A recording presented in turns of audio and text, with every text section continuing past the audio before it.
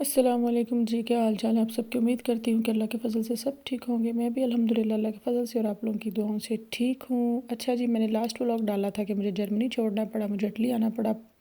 इतने लोगों का कमेंट सेक्शन से भरा पड़ा था वो। मुझे वीडियो मुझे समझ नहीं आया कि मैं क्या बोलूँ और क्या नहीं। भाई आप लोग इतनी नफ़रत कहाँ से लाते हैं, कहाँ से आ जाता है इतना हसद आप लोगों के दिल में। मतलब लोग कह रहे हैं जीलर होगी, कोई कह रहा है जी मतलब डंकी लगा कर आए होंगे, कोई कुछ कोई कुछ। अल्लाह के बंदो, मतलब एक बंदे ने नीचे लिखा है कि watch the full vlog on फ़ला फ़ला जगह। भाई आपने व्लॉग नहीं देखना, नहीं, आपकी मर्ज़ी, आप नहीं सब्सक्राइब करो चैनल, आप लोगों की मर्ज़ी, आप लोगों का ओपिनियन है। लेकिन एटलीस्ट इतनी नफ़रत तो नहीं करो किसी से भी, कोई भी इंसान है।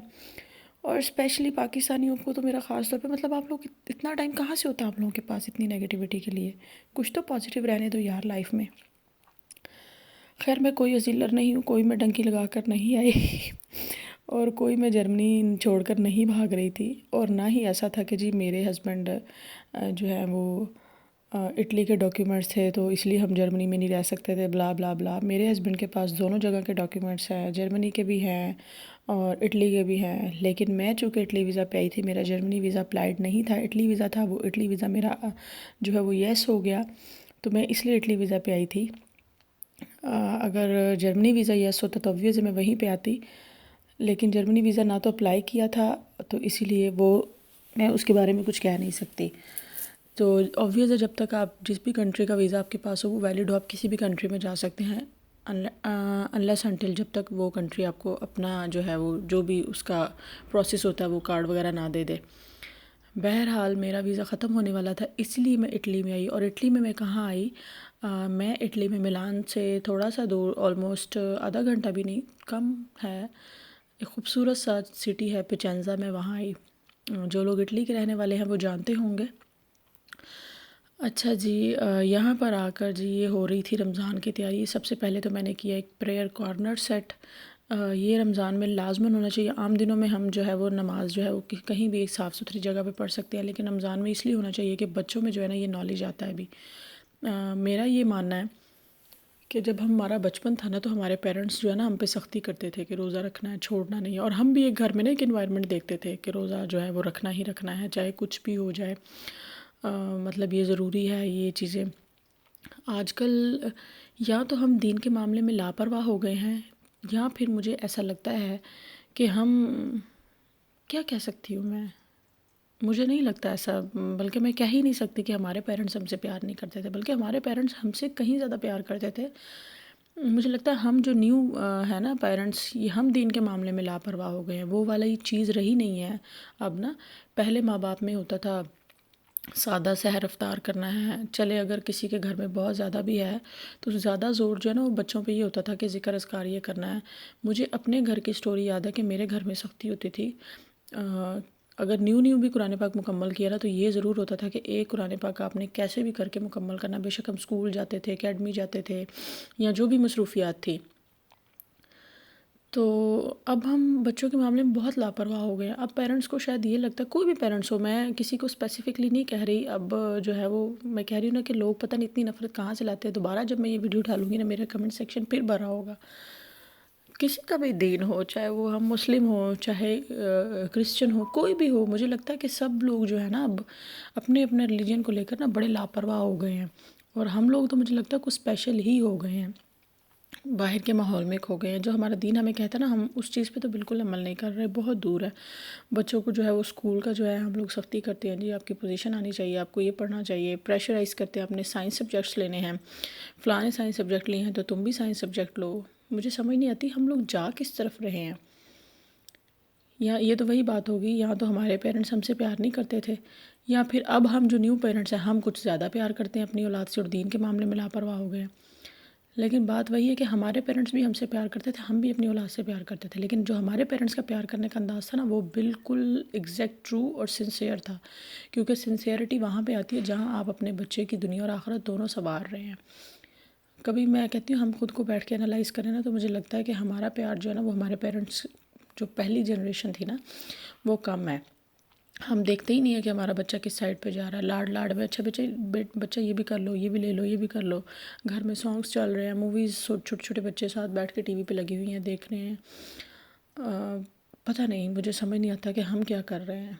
मैं ये अपने आप को भी कह रही हूँ, मैं सब, अब सब पेरेंट्स कहेंगे जी ये तो ये बोल रही है, वो कर रही है, ऐसे कह रही है, वैसे कह रही है। मैं ये अपने आप को भी कह रही हूँ, मैं किसी को भी स्पेसिफिकली नहीं कह रही, मैं बार बार कह रही हूँ। अब ना वो रोज़े वाली वो सख्ती नहीं है बच्चों पे। अच्छा कोई बात नहीं, तुम स्कूल जा रहे हो, थक ना जाना, कोई बात नहीं, तुम ये ना हो जाना, वो ना हो जाना। और जब हम इस तरह बच्चों को कहते हैं ना, घर में एक माहौल सा नहीं बनाते, तो बच्चों में वो कैपेसिटी ही नहीं आती। बच्चे भी अपने आप को ना लो एंड डल फील करना शुरू कर देते हैं। अच्छा चलो कोई बात नहीं, स्कूल जा रहे हो, अकेडमी है, इतना काम है, इतना सबक है, ऐसे है वैसे, ऐसा करना तुम वीकेंड पे रख लेना, तुम्हें छुट्टी होगी। तो मुझे ठीक है, बच्चों की हौसला अफजाई करनी चाहिए। कुछ बच्चे, जब बच्चा रोज़ा रखता है फ़र्स्ट टाइम, उसको जो है आप स्पेशल प्रोटोकॉल दिए, तो उसके अंदर जो है ना ये चीज़ें आती हैं कि अच्छा मुझे इतना प्यार मिला है, इतना प्रोटोकॉल मिला है, मैंने नेक्स्ट टाइम भी रखना है भी। ये चीज़ तो हम कर लेते हैं, लेकिन हम बच्चों के अंदर ये चीज़ और एहसास ज़िम्मेदारी नहीं डाल रहे कि तुम्हें रखना ही रखना है। अगर तुम पर रोज़ा फ़र्ज़ हो चुका है या तुम पर नमाज़ फ़र्ज़ हो चुकी है, तो तुम्हें पढ़नी ही पढ़नी है। और इसमें बच्चों का कसूर नहीं, इसमें भी हम लोग का अपना कसूर है कि हम लोग ख़ुद भी 5 वक़्त के जैसे कह सकते हैं ना, बहुत पक्के वाले नमाज़ी नहीं हैं।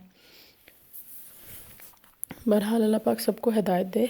मैं सिर्फ यही कहना चाहती थी कि बच्चों में जो है ना, वो छोटी एज से जितनी चीज़ें सीखी जाती है, चाहे वो किसी भी किस्म की लैंग्वेज हो, जैसे हम पाकिस्तान छोड़ के यूरोप के किसी भी कंट्री में शिफ्ट होते हैं, बच्चा फ़ौरन पिक कर लेता है।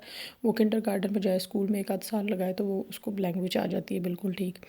या वो जो भी कोई चीज़ हो, दीन की चीज़ भी फ़ौरन वो पिक कर लेता है, छोटी छोटी दुआएं हों, कुछ भी हो। तो छोटी एज से ही ना बच्चे को ये सिखाना शुरू करें। अपने घर में रमज़ान में कोई स्पेशल ऐसी आप प्रिपरेशन करें, एक रूम तैयार कर लें। अगर आपके पास बहुत ज़्यादा रूम नहीं है, एक रूम में ही एक एक्स्ट्रा कोना आप जो है वो प्यारा सा बना लें। बच्चों को पता होगा कि हर वक्त जाए नमाज़ बिछा हुआ है, साथ बच्चे का बिछाएं भी। बच्चे को पता होगा अच्छा ये माँ का है तो ये मेरा है, या ये बाबा ने पढ़नी है तो ये साथ छोटा सा जयनमाज़ मेरा है। एक आध बार ऐसा होगा कि वो शायद इग्नोर करे, 2-3 बार होगा, लेकिन एक आध बार दरमियान में लाजमन ऐसा होगा कि वो कहेगा अच्छा मैंने भी नमाज़ पढ़नी है। बेशक वो उल्टे सीधे सजदे करे, जो मर्ज़ी, लेकिन बच्चों में ना यहाँ से ये चीज़ सीखने को मिलती है और वो करते भी हैं। अच्छा जी, खैर बात हो रही थी कि मेरे आने की, मैं इटली में आई हूँ जी, पचेंज़ा। अब इटली और जर्मनी में क्या फ़र्क था। जिस जर्मनी में मनहाइम में रह रही थी, यहाँ पे पचेंज़ा में हूँ, मुझे कोई ऐसा ख़ास फ़र्क नहीं लगा, क्योंकि जब मैं पहले नेपलस में रही थी तब मैं 6 से 7 दिन रही थी। तो वो मुझे इतना सिटी जो है वो सेफ़ नहीं लगा फैमिली इन्वायरमेंट के लिए। वहाँ पे जो है माहौल थोड़ा सा नहीं सेफ़ है, लेकिन ये बहुत सेफ़ है। ये बिल्कुल एज़ जर्मनी है। कोई आपको चोरी का डर नहीं, कोई आपका पर्स नहीं निकालेगा, कोई पैसे नहीं निकालेगा, कोई आपका मोबाइल नहीं छीनेगा। और सफाई तो बहुत ही ज़्यादा है, बहुत ही ज़्यादा सफाई है। खूबसूरती भी बहुत ज़्यादा है। ये भी नहीं कह सकते कि बिल्कुल छोटा सा सिटी है। बिल्कुल हमारे घर के सामने ही हर चीज़ आपको जो है ना वो क्या कहते हैं, क्या कहते हैं हम बिल्कुल कह सकते हैं कि जैसे फिंगर टिप्स लाइक दैट ना, इस तरह से आपको अवेलेबल है। हलाल फूड आपको अवेलेबल हैं। गोश्त की मार्केट हो, अरबियों की इतनी ज़्यादा दुकानें हैं आपको। यहाँ पे ना एक अपना सा माहौल लगता है। और सबसे बड़ा डिफरेंस जो जर्मनी और इटली में मुझे लगा है वो है जी विटामिन सी, कैल्शियम। यहाँ पे सूरज निकलता है, जर्मनी में सूरज देखने को नहीं मिलता। वहाँ पे इतनी बारिशें होती हैं, और गर्मियाँ तो यहाँ आनी ही आनी है, वो तो बात की बात है, लेकिन सर्दियों में सूरज निकलता है। जब मैं आई थी तो बारिशें थी, लेकिन बारिशें ख़त्म होते के साथ ही 2 दिन से इतना अच्छा सूरज निकल रहा है। और यहाँ पे निकलता है, क्योंकि जब मैं पहले भी नेपलस में रहकर गई थी, वहाँ पे भी सूरज था। खैर मैं कह रही थी कि घर के बिल्कुल पास ही अवेलेबल है। मैं बिल्कुल मेन सेंटर में हूँ, और आसपास ही सारे बस स्टॉप, हर चीज़ अवेलेबल है। और ना सिर्फ जो है वो पाकिस्तानी जो है वो शॉप है या हलाल गोश्त वगैरह है, बिल्कुल इंडियन की भी जो है ना वो बिल्कुल करीब है। यहाँ पे देखें, मैं आपको बिल्कुल जूम करके जो है इंडियन मार्केट दिखाती हूँ। मैं बाहर निकली थी, कुछ हम घूमने वगैरह गए थे, तो मैं बाहर निकली थी, तो यहाँ पे बिल्कुल जो है वो इंडियन मार्केट भी करीब ही है। जो है हमारे सरदार भाई साहब, उनकी है ये शॉप। मैंने अंदर जाकर अभी ये विज़िट नहीं की, मैं करूँगी किसी दिन, क्योंकि आज मैं जा रही थी दूसरी मार्केट में। ये देखें, ये मैं यहीं से गुज़र रही थी इस मार्केट से, तो बिल्कुल मैंने कहा कि मैं थोड़ा सा इसको रुक कर वीडियो शूट कर लेती हूँ, बाद में इसको ब्लॉग में एडिट करके डाल दूँगी। ये देखें जी, अगर किसी जो कोई न्यू आता है मेरी तरह, उसे कोई अपना सामान चाहिए, वो यहाँ से आकर लेकर जा सकता है। दूसरा एक चीज़ जो मुझे कॉमन मिली, डिफरेंस ये था कि यहाँ पे सूरज निकलता है, और दूसरा डिफरेंस ये था कि यहाँ पे बिल्कुल आपके करीब हर चीज़ अवेलेबल है। मनहाइम में थोड़ा सा सिटी में जाना पड़ता था बहुत सारी चीज़ों के लिए, क्योंकि मैं थोड़ा साइड एरिया में रह रही थी वहाँ पे। अच्छा जी, तीसरी चीज़ यहाँ पे जो अब कॉमन है, यहाँ पे लिडल है, जो कि वहाँ पे भी था। बहुत सारी चीज़ें जो हैं वो लिडल में बहुत अच्छी मिलती हैं, और पेनी भी है, पेनी मार्केट भी है। इनकी अपनी इटली वालों की जो मार्केट है वो है एसलूंगा, जो कि बहुत एक्सपेंसिव है, तो लोग इसलिए लिडल और पेनी से शॉपिंग करते हैं बहुत सारी। तो बहरहाल ये स्पेशल वीडियो उन लोगों के लिए थी जी, मैं जो लोगों ने मेरा कमेंट सेक्शन भरा हुआ था उल्टी सीधी बातें करके, जी लोग डॉक्यूमेंट्स लेने इटली आते हैं, फिर फ़लाँ जगह चले जाते हैं, फिर ये करते हैं, इटली सबको रखता है, सबको खिलाता है, ये करता है। तो भाई व्हाट्स द बिग डील? हर कोई तरक्की की तरफ जाता है। क्या आप पाकिस्तान छोड़कर यहाँ पर नहीं आए? क्या आप इंडिया छोड़कर नहीं आए? क्या आप बांग्लादेश छोड़कर नहीं आए? तरक्की के लिए आए हैं ना। तो लोग भी जो हैं वो अपना क्या कह सकते हैं हम इसको, लोग भी इसको यूज़ करते हैं, कैश करते हैं। ठीक है, Italy is a good country, सबको जो है वो डॉक्यूमेंट्स देता है, रखता है अपने पास, किसी को भी निकालता नहीं, डिपोर्ट नहीं करता अनटिल अनलेस आपने कोई बहुत सीरियस क्राइम ना किया हो। तो इसका मतलब ये तो नहीं ना कि अब आप आगे की सोचें ही ना, हर इंसान आगे की सोचता है।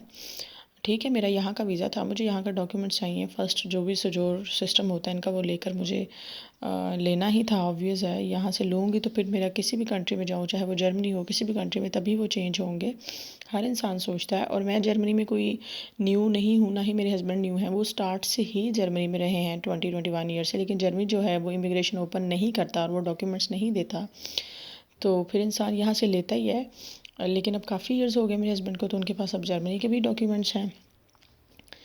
तो बहरहाल आप लोग जो है ना वो नफ़रत करना बंद करें। और किसी ने कहा हुआ जी फ्लिक्स बस आपने इसलिए चूज़ की कि उसकी टिकट सस्ती थी, आप जहाज़ में नहीं गए, स्टोरीज़ बना रही हैं। ओ मेरे भाई, ठीक है भाई, जो तुम लोगों ने सोचना है सोच लो, तुम लोगों की बड़ी मेहरबानी। मुझे किसी को कुछ एक्सप्लेन नहीं करना, कोई स्टोरी नहीं बनाता यहाँ पे बैठ के, किसी के पास इतना टाइम नहीं होता। अभी आपको अगर एक चीज़ कोई इंसान साथ साथ दिखा रहा है तो उसको अप्रिशिएट करें ना, कोई घर बैठा मेहनत कर रहा है अभी। बहरहाल थैंक यू, आप लोगों ने वीडियो को इतना प्यार दिया, कुछ लोगों ने नेगेटिव कमेंट्स किए, कुछ लोगों ने पॉजिटिव किए। बहरहाल थैंक यू सो मच।